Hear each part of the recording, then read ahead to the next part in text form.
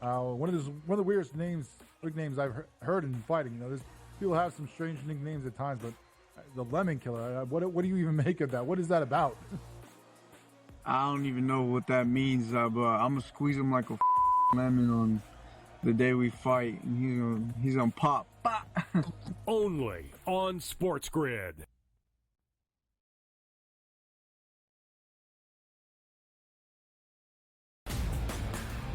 We're going to get rid of all the badness, if you will, over the past few decades for the Raiders and set yourself up for the future. It's a horrible job to take if you expect to win, but it's not a bad paying gig, so go ahead and take it. With an owner in Mark Davis who has continued to make bad decision after bad decision. Does Pete Carroll leave a culture behind that Joe Brady in 2 to 3 years takes over? The Early Line. Only on SportsGrid. He did nothing for 5 weeks. So he's becoming his brother. So I don't want to hear about how great TJ Watt is with his 0 playoff wins. And he's the first guy to admit it. He comes right out and says, I've never won a playoff game. I don't matter. All right, at least we all know who the best player on the team is. It's George Pickens. If you don't believe that, well, then screw you too. Pharrell, Coast to Coast. Only on SportsGrid. We'll see if they get McCain back. Kelly Oubre, Yabusele's been good. Caleb Martin's a defensive specialist. Andre Drummond can still give you, almost a double-double at any point. I can't go south on this team. And now you're giving it to me at 2-1 to make the playoffs? To be in the Final 8? Folks, give me the Philadelphia 76ers to make the playoffs at plus 210. Betting above the rim. Only on Sports.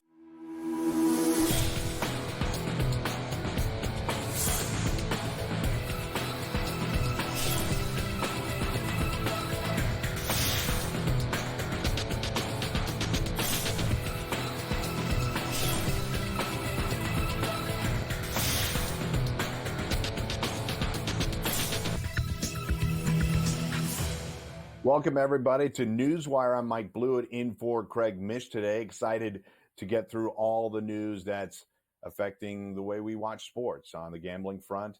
NFL, where Super Bowl is upon us, finally, and we're obviously going to get to a lot of basketball. Let's start it out talking about some of that legal sports betting news. And in Indiana, we got news in Indiana, New Hampshire today. In Indiana, members of the House of Representatives Public Policy Committee approved HB 1432, a bill to legalize iGaming. So a couple of important pieces of news. iGaming, so online casinos, will be potentially legal in 2025 in the state of Indiana. That will happen September 1st. Additionally, the committee approved an amendment to the bill to raise the state's online sports betting tax rate from 9.5% to 20%. So the operators are going to be none too happy about that, but nonetheless, I think it speaks to the level of revenue that Indiana and the Hoosier State feel that they can garner from sports betting and iGaming. So September 1st, a big date in Indiana. New Hampshire, a proposal to raise the legal sports betting age from 18 to 21 lasted just a couple of weeks before being put on the shelf in 2025. They found it to be, quote, inexpedient to legislate. So the reality is most states, the legal sports betting age is 21. New Hampshire is one of the handful that still have it at 18. So they're going to move ahead with that legal age being 18 for now. We'll see if it comes back into their House legislature at some point in 2026. Beyond that, we'll move over to basketball. We got lots of guests today, by the way. We've got Matt Lutovsky is going to talk the Super Bowl with us a little bit later. Sam McQuillan to talk about some of the legal surroundings of the sports betting arena, as well as some interesting news on the operators, notably the big ones, FanDuel and DraftKings. And we'll also talk to Mark Zinno a little bit later this hour, give his thoughts on not just the Super Bowl, but some other NFL news. On the court, we have the Sacramento Kings with some big early trade talk related to De'Aaron Fox, their all-star guard. They are expected to open up trade talks ahead of the February 6th trade deadline. Plenty of people obviously will be in the mix, and Fox has a target destination in mind ahead of 2026 free agency potentially, but for now, it's going to be the Kings trying to garner as much as they can from the De'Aaron Fox trade. They obviously have some big names on their roster. Domantas Sabonis and DeMar DeRozan is there now. Obviously, he's a veteran player at this point. Malik Monk, Keegan Murray, some of the younger players as well. Reality is Fox is going to fetch a huge contract, and the Kings in 10th place at 24 in 2022. In 24 and 2022 is their record in the Western Conference. I think they probably know they can't compete with the big dogs in that conference, and why pay somebody $60 to $70 million annually if they're not even going to compete? So moving on to other news, we'll talk about NFL, more basketball for now. We got LeBron James scored 31 points for the Lakers, but Philly won 118 to 104 as Anthony Davis heads to the sideline with an abdominal strain. A little bit on that from Tyrese Maxey, who had a good game in the win. Yeah, just try to be ultra aggressive. Hey, I'm doing media. I'm doing media now. You didn't answer. Bye. Okay. Yeah, I just tried to be ultra aggressive. I saw that they were switching pick and rolls. And then, I just tried my best. And then, I don't know. I think we just did a good job of just playing hard, though, honestly. Like, they kind of came in and hit us in the mouth for a little bit. It was a little stagnant early in the game. Yeah, we did a good job kind of getting us going, myself. And after that, we kind of just kept it rolling. Okay, some big NFL news, and that Mike McCarthy, who contract ran out with the Cowboys, is the only way to put it. Obviously, an awkward situation there as Brian Schottenheimer is installed as the new head coach, but Mike McCarthy removed his name from the Saints coaching search. So he's going to sit out 2025, see if he can get back in the coaching carousel in 2026. Joe Brady also declined, as did Cliff Kingsbury, who opted to stay with the Commanders. So the Saints coaching search, the last one remaining, creates an awkward situation for them, as coaches that may very well have been up for the job have decided that it's not really what they're looking at. There's a lot of complications there with Derek Carr, an aging quarterback with a big contract that made absolutely no impact on the success of the team. Do they move on from Carr and try to go with a much younger roster? That remains to be seen. Mickey Loomis has been the general manager there for over 20 years. So other coaching news, we've got Cowboys hiring ex-Bears head coach Matt Eberflus as their defensive coordinator. He spent 6 seasons in Dallas as a linebackers coach. That's really how he built up his reputation before he got to the Colts and ultimately landed with the Bears before this disastrous season had him out of a job. So he will be Brian Schottenheimer's defensive coordinator. And then the Lions hire Broncos assistant Johnny Morton, Jet great Johnny Morton, as offensive coordinator. He has been an offensive coordinator in the NFL, but not since 2017 with the New York Jets. So big coaching news there. A lot of times we focus on the head coaching search, and that makes a lot of sense, but these OC and DC hires can be really important. Look how successful the Lions were with Aaron Glenn and Ben Johnson, who are now moved on to head coaching positions. Similar to the Eagles, who now find themselves in the Super Bowl. A few years ago, they lost Shane Steichen and Jonathan Gannon. It led to a pretty rough stretch for a year for them before they were able to replace them with Vic Fangio and Kellen Moore, and now they find themselves back in the Super Bowl. All right, back to the hardwood.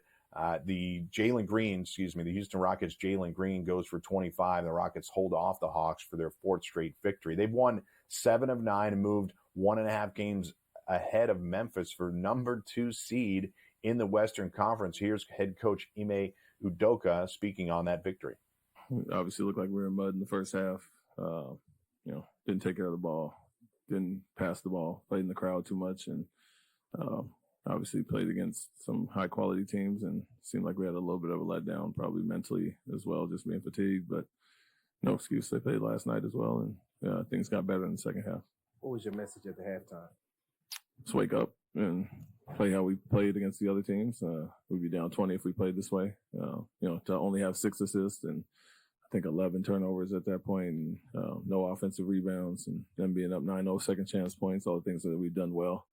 We didn't do it all in the first half, and we were still only down 1. So, and they only scored 50, 14 points off our turnovers. So, we could clean up those things and kind of get back to our identity. We knew we'd give ourselves a chance in the second half, and yeah, the numbers all flipped. The assists went up, the turnovers went down. Obviously, built a lead that we gave up at the end, but improvement in the third quarter specifically.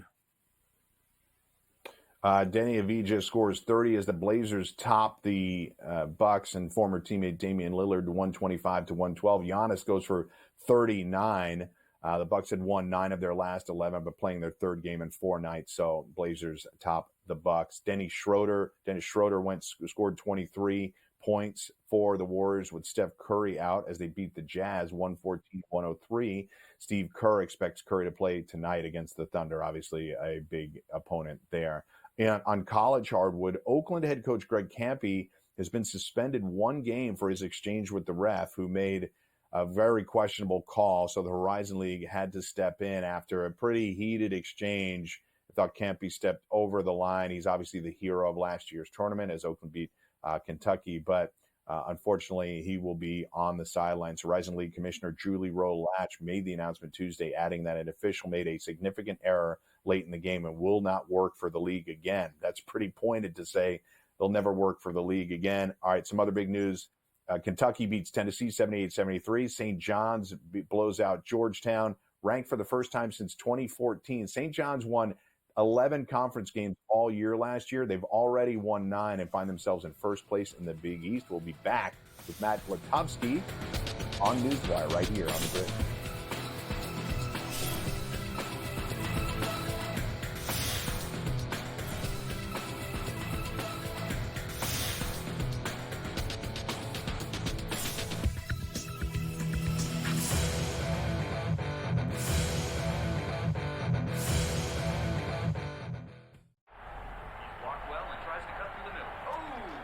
Your gut says Miami is going to win, and you should take the over. Your gut also said your NFT selfies would only go up in value. They didn't. But your head is on SportsGrid and knows the QB is in concussion protocol. The backup has a 45 QBR against the zone coverage. The New York D has the most sacks in the league. So yeah, trust your head. It's smarter to be on SportsGrid. Is it just a matter of his contract, his age? I mean, usually things like this get fixed pretty quickly, but this one is not fixed, and now it's just super uncomfortable. The opportunity or the idea of getting another team involved adds more complication to the situation, and it doesn't seem like a resolution is anywhere in sight, but the more suspensions come in, the more it's clear that the saga is over, or his time there is over. NewsWire, only on SportsGrid.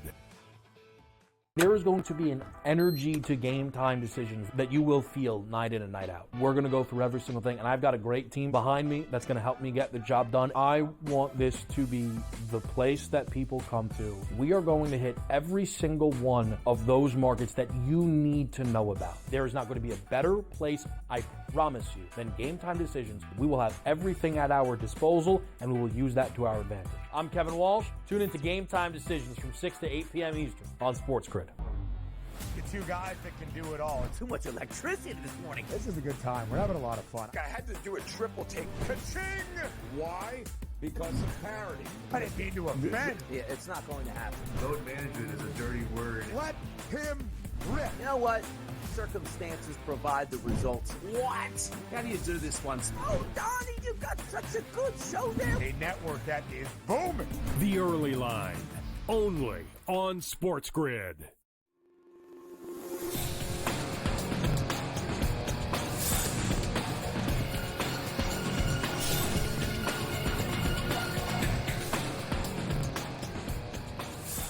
And we are back, welcoming in Matt Lutovsky from Sporting News. We're going to talk a little bit of the Super Bowl, just 10 days away now from the big game, 11 days away from the big game. Excited to have him on here to talk. Matt, obviously we've got a matchup here that I think a lot of people might have expected. We have a rematch from a couple of years ago, and Pat Mahomes can't be undone, right?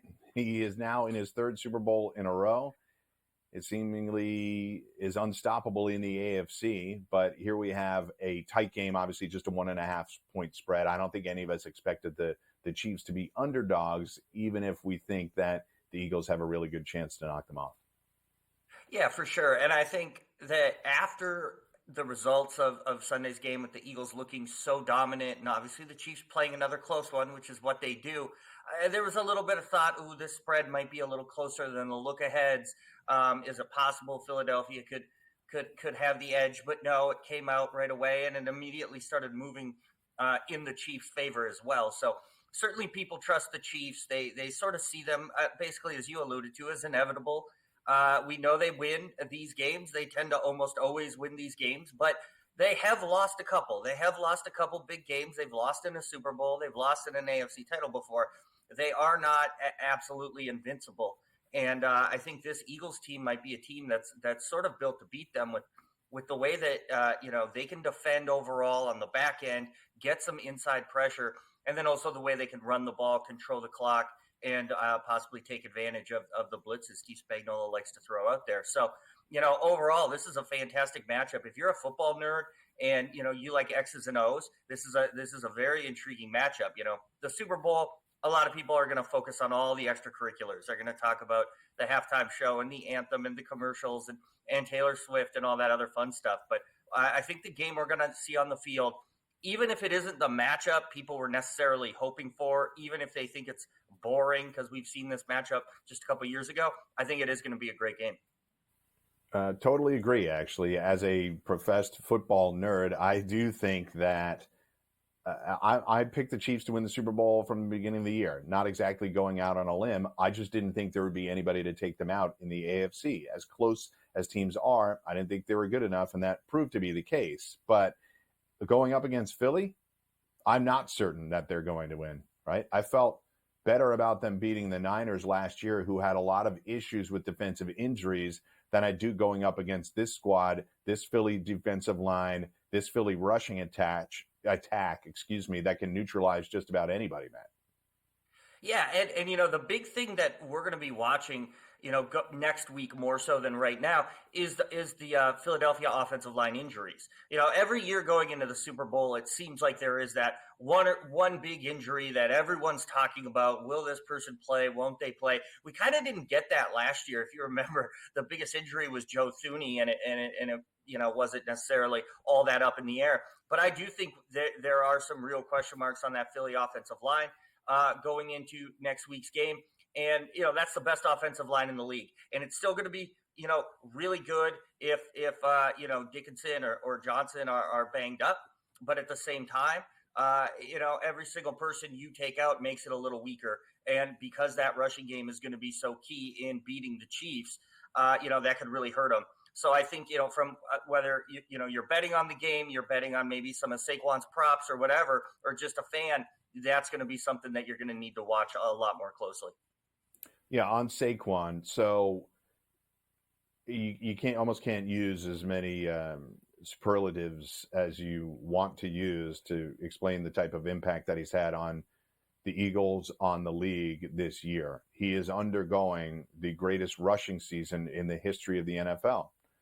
When you include regular season and postseason, he's just 30 yards away from breaking the all-time record. It's not a stat we talk about very often, but it is indicative of how great a season he's had. And people will say, well, Saquon has an extra game over TD. True, except for the fact that TD had 62 more carries to this point in the season than Saquon had. So Saquon is even more efficient. This is one of the most talented offensive lines of all time. People think of the 90s Cowboys, but these guys are right there with them. Unfortunately, the injuries you just mentioned, Matt, we have to see how Landon Dickerson, if he's able to play. Is Cam Jurgens back any better than it was at the start of the NFC Championship game? I think those are real concerns going in, but clearly it didn't hamper Philly all that much. No, it didn't. And I think some of that you can look at the opponent. Obviously, Washington was a very good team. They're not as good as Kansas City is, though.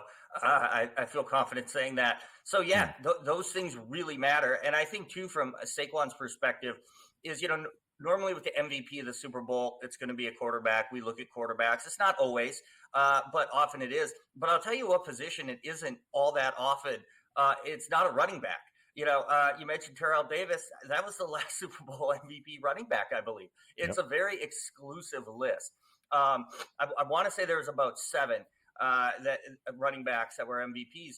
And there has not been one recently. And I think when people think of that Philadelphia offense, they think of Saquon Barkley because of the season he's having, like you mentioned. Now, Jalen Hurts is obviously great. He's a key component. We saw him put up massive numbers in the Super Bowl against the Chiefs just 2 years ago. I mean, I don't think it's a foregone conclusion if the Eagles win, Saquon's going to be MVP. But at the same time, it feels like that's the narrative. It just, that's almost the destiny of this team if they win it. So to me, that's a very interesting sort of a prop, a look ahead. If you think the Eagles are going to win, maybe you go that route instead for a little better payoff. Yeah, and Matt's right. Terrell Davis in 1997, the last running back Super Bowl MVP. There's been a bunch of wide receivers in the mix, but it's been a long time since TD was able to hold up that hardware, and that was in the first Super Bowl against the Packers, not the one against the Falcons, which was John Elway. So, all right, so the last thing I wanted to tell you, I wanted to ask you, really is about the level of scoring that you think could happen. 49.5 as a total. You think this one is over or under in your early analysis of this game? Yeah, I think under. I think it's going to be a little more defense than people expect. I think it's going to be a little slower pace than maybe people expect. And the Chiefs just always sort of ugly it up and can make it close. I know there was a lot of points in that AFC title game, but I just think this one's going to be a little tighter. All right, great stuff out of Matt Lutovsky from the Sporting News. We'll do a little SportsGrid sound off next before we continue with our guest. Matt, have fun. People are going to ask you too many questions between now and the Super Bowl. I'm glad I could fire off with you this morning.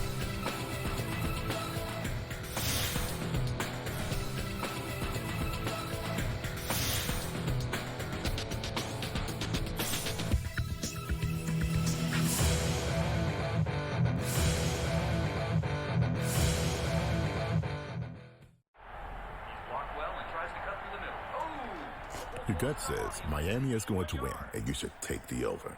Your gut also said your NFT selfies would only go up in value. They didn't. But your head is on SportsGrid and knows the QB is in concussion protocol. The backup has a 45 QBR against the zone coverage. The New York D has the most sacks in the league. So yeah, trust your head. It's smarter to be on SportsGrid. Is it just a matter of his contract, his age? I mean, usually things like this get fixed pretty quickly, but this one is not fixed, and now it's just super uncomfortable. The opportunity or the idea of getting another team involved adds more complication to the situation, and it doesn't seem like a resolution is anywhere in sight, but the more suspensions come in, the more it's clear that the saga is over, or his time there is over. NewsWire, only on SportsGrid.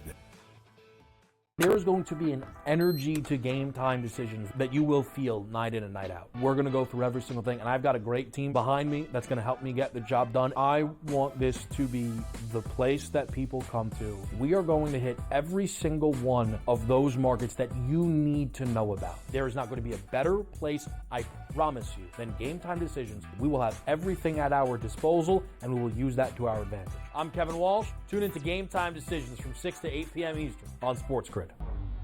The two guys that can do it all. Too much electricity this morning. This is a good time. We're having a lot of fun. I had to do a triple take. Ka-ching! Why? Because of parity. I didn't mean to offend. Yeah, it's not going to happen. Load management is a dirty word. Let him rip. You know what? Circumstances provide the results. What? How do you do this once? Oh, Donnie, you got such a good show there. A network that is booming. The Early Line, only on SportsGrid.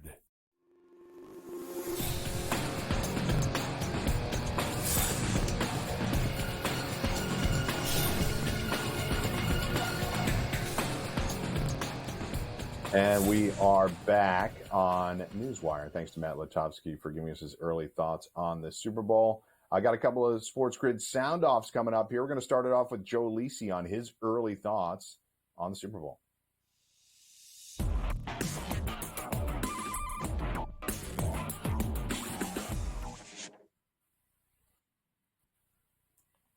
So here's Joe Lisi to talk about his early thoughts on Super Bowl LIX, as some people are Big calling it. game on the horizon, and it doesn't get better than this. Pat Mahomes, Jalen Hurts in a rematch. Kansas City and the Philadelphia Eagles. Kansas City looking to become the three-peat big game champions modern day dynasty. We'll see if they could do it in a couple weeks in New Orleans. When this game line opened up on Sunday night, Kansas City opened as a 1.5-point favorite.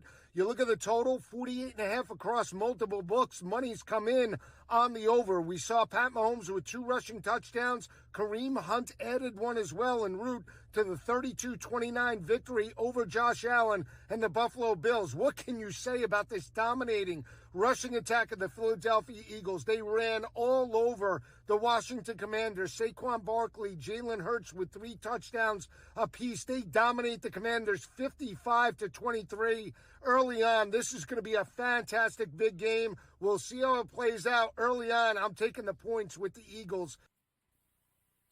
All right, so Joe taking the points with the Eagles. Completely understand that. I haven't made a choice yet. I'm going to think about it all week. I do my best to actually avoid a lot of media before I come up with my selection. Got it right last year. Year before that, not so much.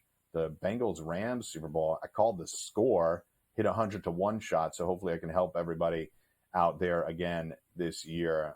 But the Eagles catching 1.5, completely understand that position. They're dominant physically on both lines. People talk about how strong you have to be on both lines, and the Eagles had that. Let's go to their head coach, Nick Sirianni, with his thoughts early on this game. Yeah, I think, there's obviously different things that go into the week. You have 2 weeks to prepare, right? You have media obligations when you get there, and the game is a little different as far as the breaks that are taken in the game.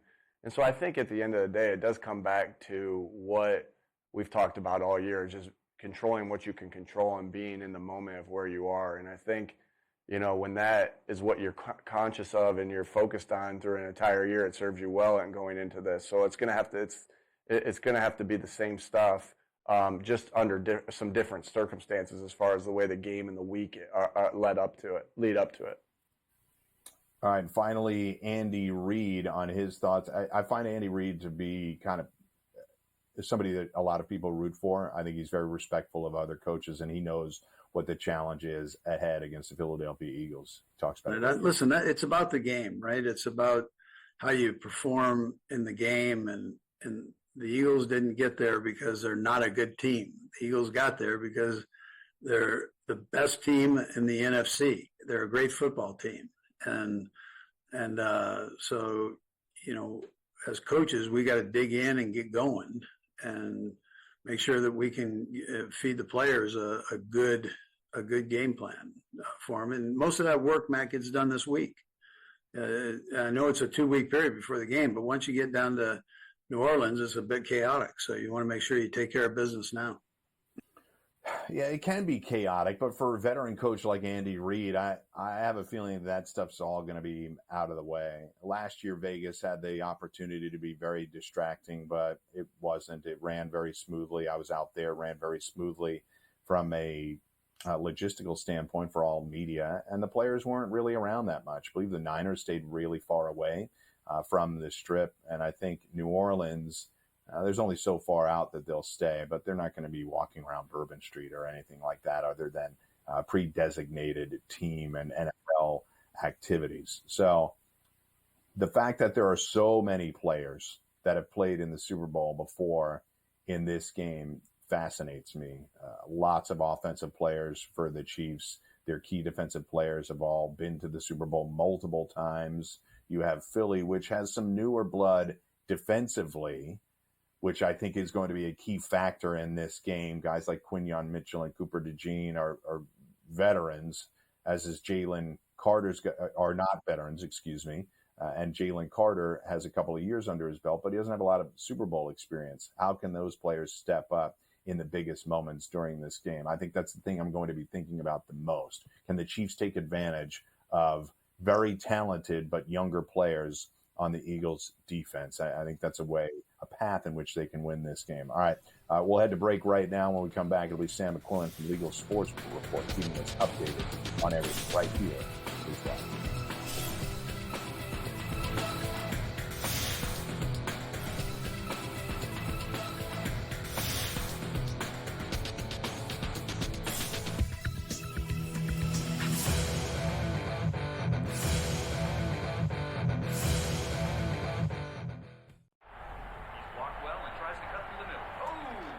Your gut says Miami is going to win, and you should take the over. Your gut also said your NFT selfies would only go up in value. They didn't. But your head is on SportsGrid and knows the QB is in concussion protocol. The backup has a 45 QBR against the zone coverage. The New York D has the most sacks in the league. So yeah, trust your head. It's smarter to be on SportsGrid. Is it just a matter of his contract, his age? I mean, usually things like this get fixed pretty quickly, but this one is not fixed, and now it's just super uncomfortable. The opportunity or the idea of getting another team involved adds more complication to the situation, and it doesn't seem like a resolution is anywhere in sight, but the more suspensions come in, the more it's clear that the saga is over, or his time there is over. NewsWire, only on SportsGrid. There is going to be an energy to game time decisions that you will feel night in and night out. We're going to go through every single thing, and I've got a great team behind me that's going to help me get the job done. I want this to be the place that people come to. We are going to hit every single one of those markets that you need to know about. There is not going to be a better place, I promise you, than Game Time Decisions. We will have everything at our disposal, and we will use that to our advantage. I'm Kevin Walsh. Tune into Game Time Decisions from 6 to 8 p.m. Eastern on SportsGrid. The two guys that can do it all. Too much electricity this morning. This is a good time. We're having a lot of fun. I had to do a triple take. Ka-ching! Why? Because of parity. I didn't mean to offend. Yeah, it's not going to happen. Load management is a dirty word. Let him rip. You know what? Circumstances provide the results. What? How do you do this once? Oh, Donnie, you got such a good show there. A network that is booming. The Early Line, only on SportsGrid.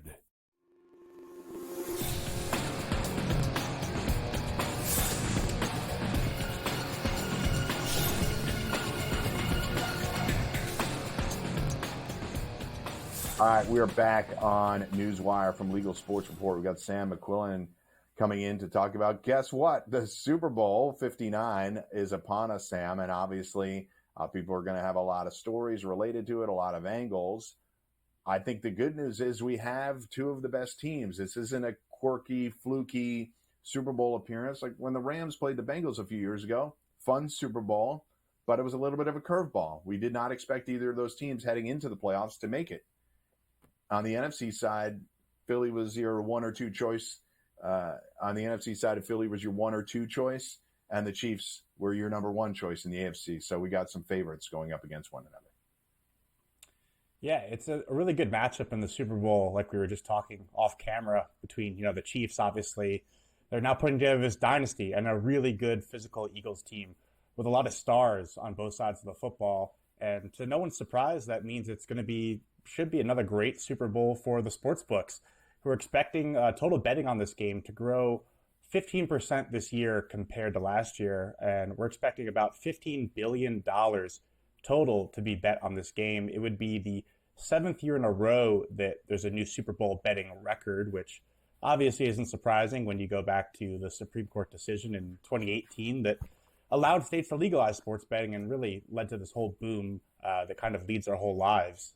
So we now have 225 million Americans in 38 states, Washington, D.C., and Puerto Rico with access to sports betting, which is another record. So if the operators are going to be expecting about a 9-figure opportunity here when all is said and done, which, it's just tremendous for them. You see the amount of money that all these companies spend on the Super Bowl. And it's also another great opportunity for them to acquire customers at a low cost, as there'll be a lot of sort of casual eyeballs on the game. Perhaps people who haven't signed up for a sports book yet. Perhaps people who will be 21 now, and this is their first Super Bowl they can bet on. So I think what's really interesting is last year, the public did pretty well in terms of the spread, money line, and the total, leading to kind of this idea that maybe the operators would actually end up losing money on the game. But what ended up happening is they had a really good Super Bowl because of the proliferation of player prop bets, of same-game parlays. They actually did a really good job. So that was kind of the first Super Bowl I'd call this in sort of this modern online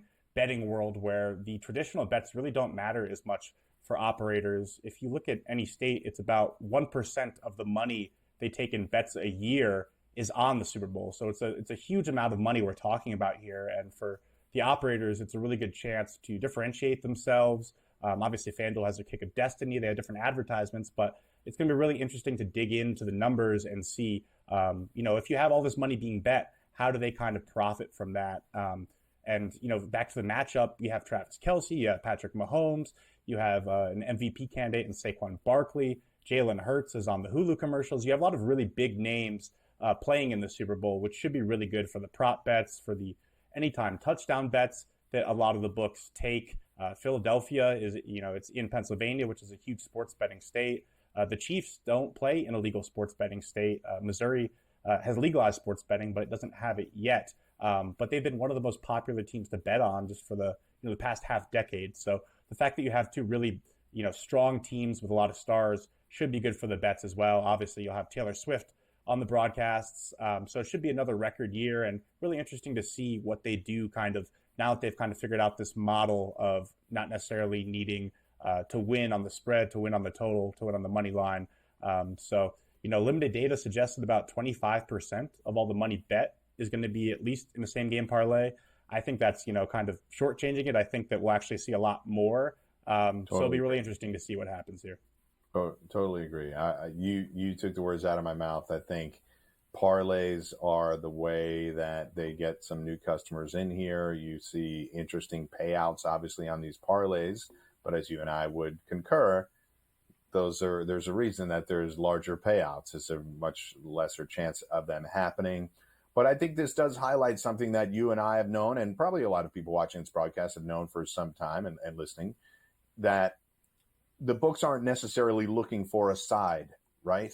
They are not looking to take a side in the game. They may need one in a lopsided betting situation, but with two public teams like this and a short spread, they don't necessarily want to have to rely on the Chiefs winning or the Eagles winning in order for them to have a good or bad day. If they get 50% down the middle on the bets, great.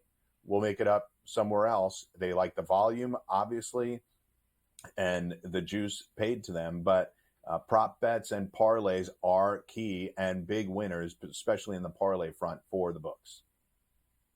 Yeah, 100%. I would imagine, if anything, they'll be rooting against Travis Kelce scoring a touchdown, rooting against Saquon scoring multiple touchdowns, less than rooting for the Chiefs to cover 1.5.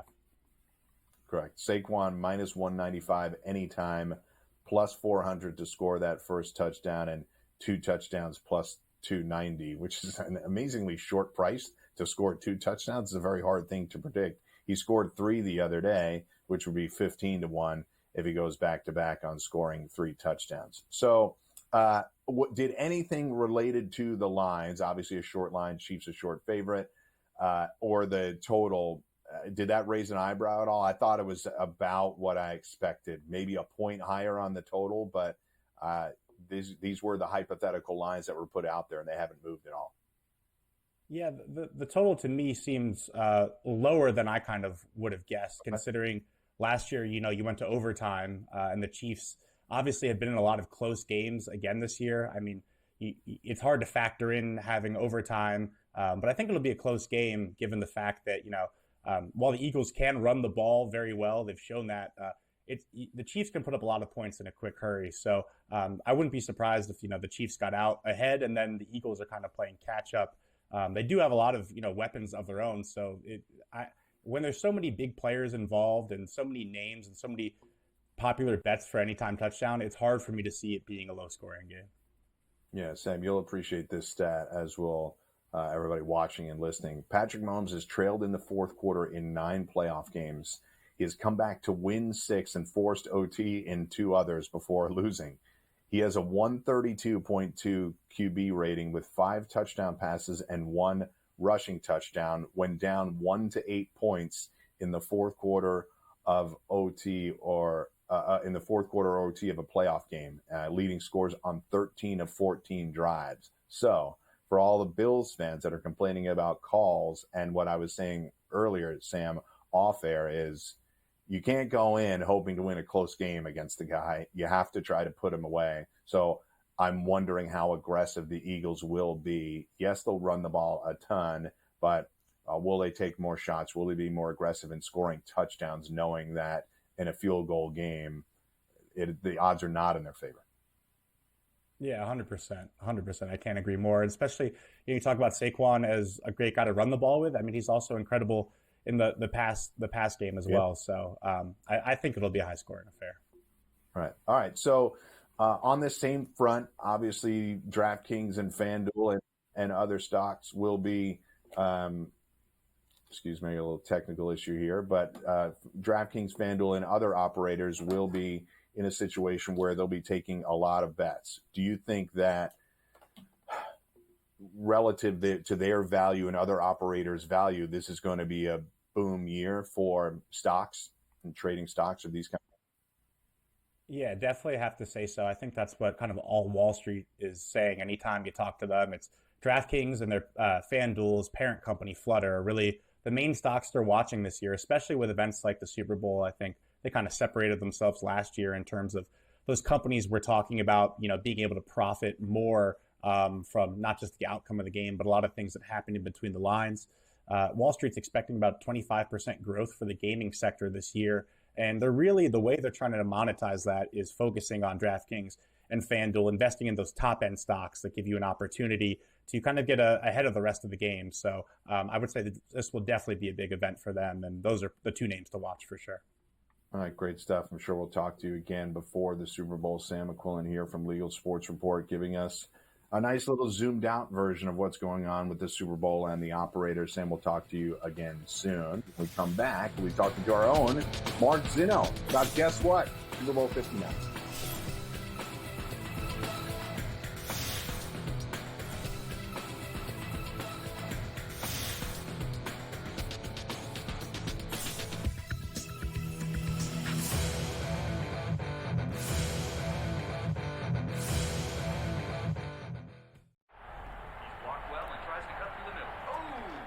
Your gut says Miami is going to win, and you should take the over. Your gut also said your NFT selfies would only go up in value. They didn't.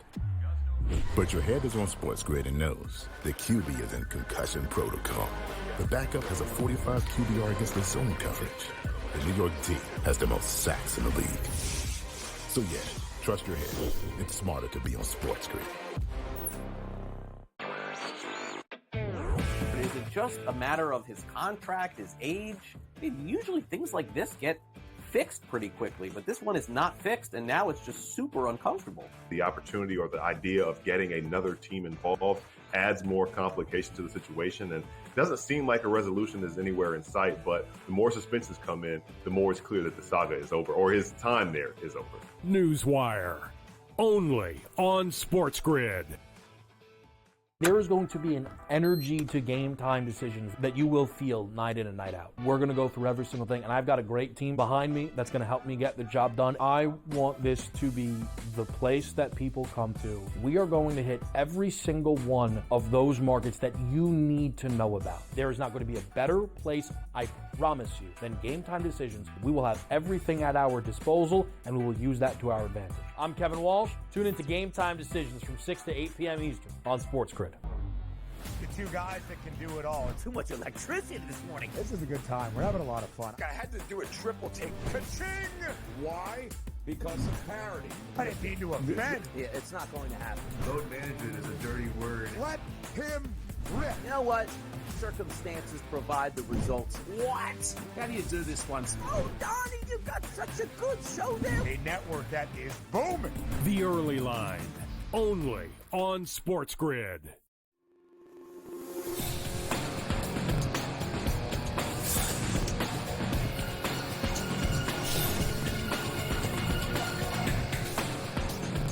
All right, bringing in Mark Zinno. You find him here on the network on a regular basis on In Game Live and shows all across the network. We're going to talk about Super Bowl 59. That's what's upon us. That's where all the news is surrounded. Mark, I wanted to start off by talking about, we don't have to do an autopsy on the games from Sunday. I think that's been done many times over. But let's take Buffalo first, because they're the team that probably people are looking at that maybe need to make changes. In your opinion, what changes do they need to make, if any, are drastic or even minor?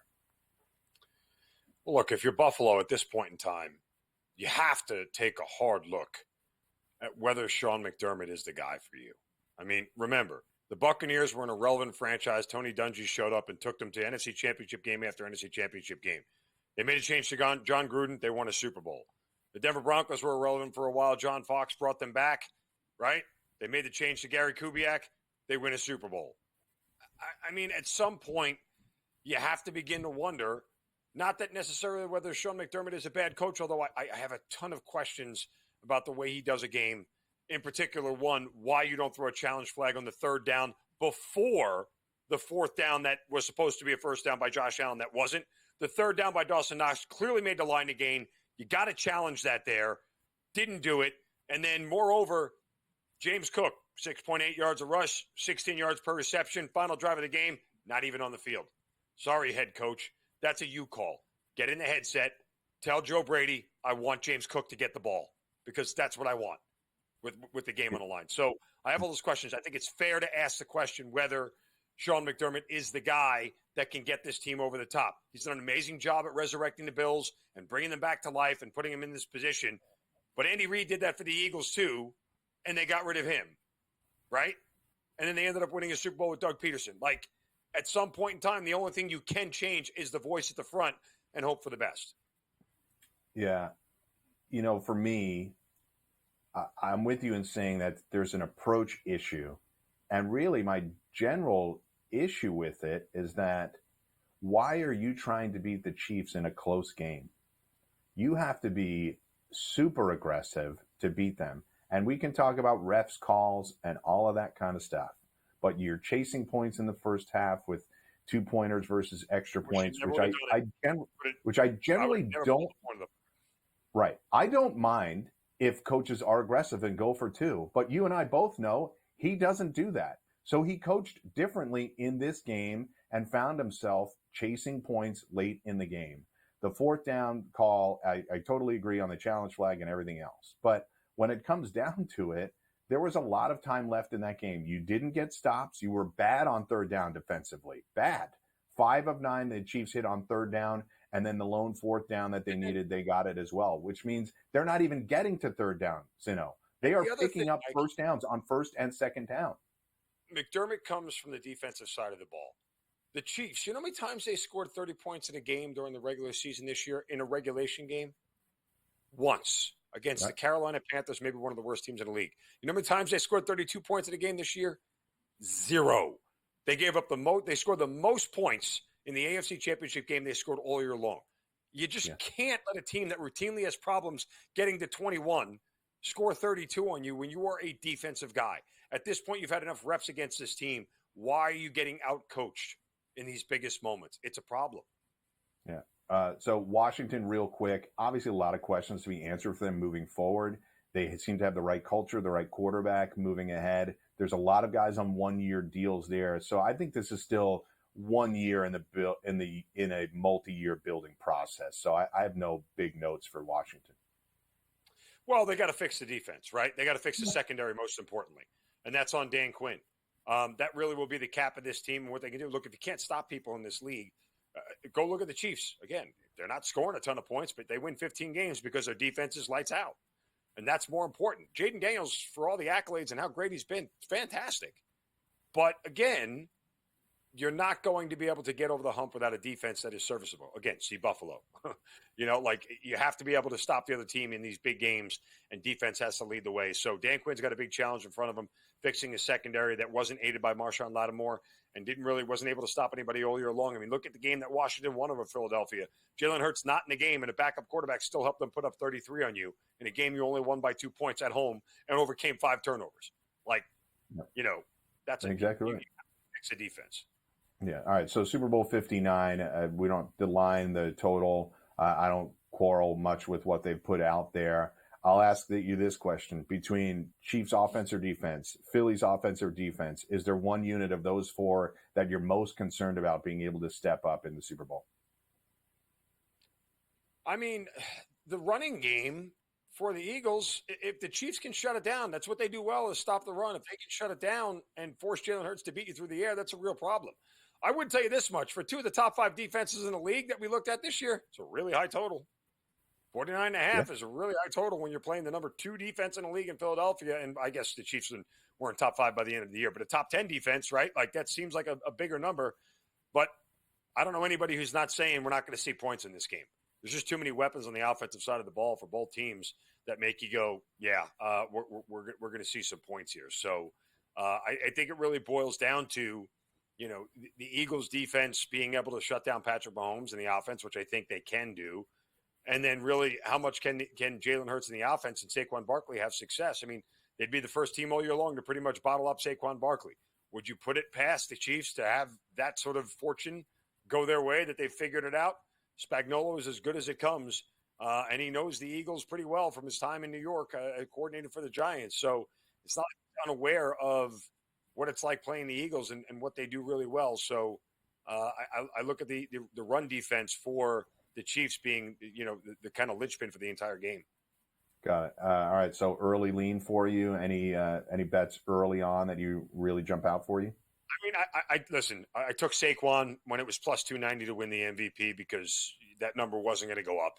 It's only going to go down. You know, I would take Patrick Mahomes to throw an interception. He threw an interception last game against the Bills, and the Eagles are a lot better on defense than the Bills are. And I would sort of avoid Travis Kelce and look to Noah Gray as the tight end that is going to have a reception or two that people aren't looking at because they'll figure out how to slow down Kelce. And then, of course, because the Chiefs are so bad against tight ends, Dallas Goedert should have another big night. Yeah, and obviously Zach Ertz had a monster game against the Eagles linebackers the other day. And Eagles let him do it, but he did have the monster game. Great stuff from Mark Zinno. As always, find him on SportsGrid every day. We'll be back to close it out on NewsWire.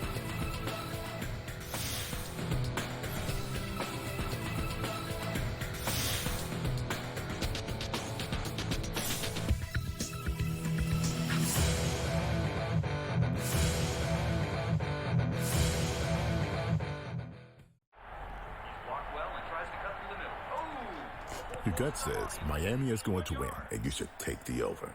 Your gut also said your NFT selfies would only go up in value. They didn't.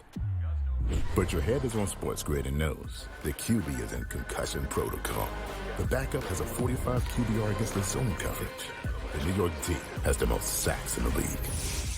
So yeah, trust your head. It's smarter to be on SportsGrid. Is it just a matter of his contract, his age? I mean, usually things like this get fixed pretty quickly, but this one is not fixed, and now it's just super uncomfortable. The opportunity or the idea of getting another team involved adds more complication to the situation, and it doesn't seem like a resolution is anywhere in sight, but the more suspensions come in, the more it's clear that the saga is over, or his time there is over. NewsWire, only on SportsGrid. There is going to be an energy to game time decisions that you will feel night in and night out. We're going to go through every single thing, and I've got a great team behind me that's going to help me get the job done. I want this to be the place that people come to. We are going to hit every single one of those markets that you need to know about. There is not going to be a better place, I promise you, than Game Time Decisions. We will have everything at our disposal, and we will use that to our advantage. I'm Kevin Walsh. Tune into Game Time Decisions from 6 to 8 p.m. Eastern on SportsGrid. The two guys that can do it all. Too much electricity this morning. This is a good time. We're having a lot of fun. I had to do a triple take. Ka-ching! Why? Because of parity. I didn't mean to offend. Yeah, it's not going to happen. Load management is a dirty word. Let him rip. You know what? Circumstances provide the results. What? How do you do this once? Oh, Donnie, you got such a good show there. A network that is booming. The Early Line, only on SportsGrid.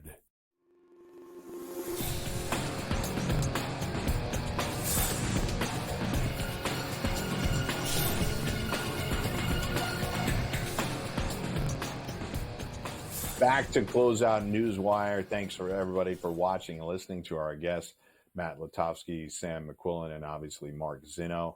It's all Super Bowl talk. It's what you're going to get on SportsGrid. We do have you covered in all the other sports, too, every night on In-Game Live and on the weekends. Lots of basketball, hockey, and everything else that is going on. But we'll have you covered for every prop bet and everything else on SportsGrid for the next 11 days. People will be live in New Orleans. I will be hosting our coverage of the Super Bowl live on In-Game Live. So from 6:30 to 11 or so on game day on Super Bowl Sunday, I'll be with Joe Rainieri in studio. So We now get started with our last licks, a few key topics to close out the day.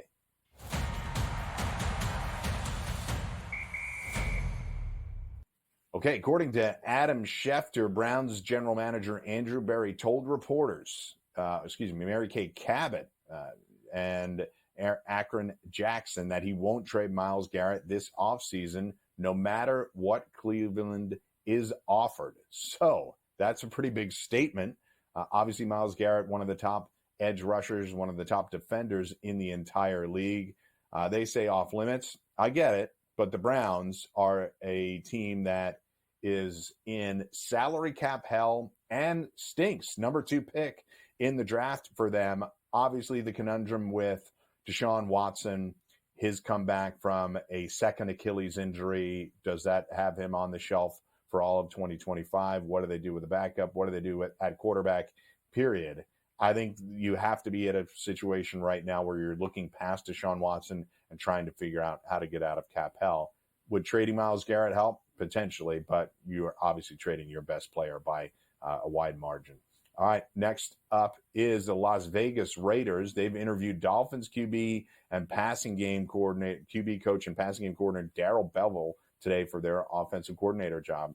He was with Pete Carroll and won a Super Bowl with him in Seattle. Now a possible reunion in Vegas. Does that lead to a Russell Wilson reunion? It felt like things had kind of soured between Pete and Russ towards the end of it, so I don't necessarily see that reunion, but Bevell and Carroll, I could see that. Absolutely. They know how they want to coach together, and this is going to be a long process for the Raiders.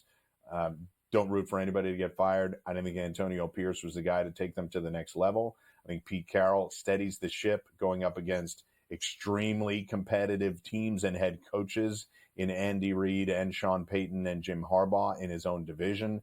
So I think you level set it and then figure out what a long-term plan could be, whether it's Pete for another couple of years after the 3 years, or if you bring in somebody younger and Pete can become an advisor. Tom Brady running the show out there, I think he has some solid thoughts to get this train back on the tracks. And then finally, we have the Denver Broncos. Cool story here where the all Colorado high schools will be covered by owner and foundation chair Kerry Walton Penner and owner and CEO Greg Penner of the Broncos.